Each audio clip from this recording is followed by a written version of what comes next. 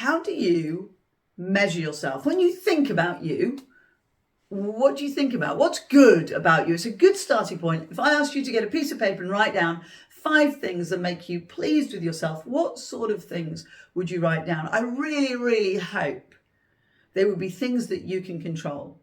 See, I constantly ask people what defines you, but the word define tends to be a little highbrow. But really, it's about how we measure ourselves. And the reason I want to talk about this is because life seems to throw, or the internet or media seems to throw a lot of stuff at us that we can't control. This person is wealthy. This person is attractive. This person has a powerful job. This person has lots of stuff that they have bought. The problem is, if you define yourself by things you cannot control, by things that could be taken away from you, there is always going to be an element of fear in our lives, an element of vulnerability. And although being vulnerable isn't necessarily a bad thing, it has to have its place.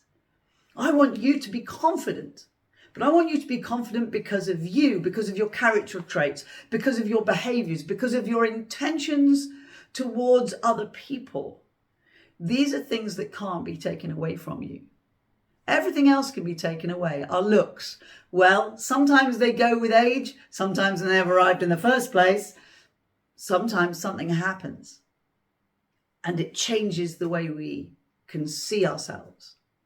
Same thing with wealth, same thing with our job role. We hear many times when somebody's been in a very important job, they've been very powerful, and then something has happened and it's taken away like that. And of course, nowadays in the world of social media, sometimes the thing that took it away was a random tweet that they did on a bad night.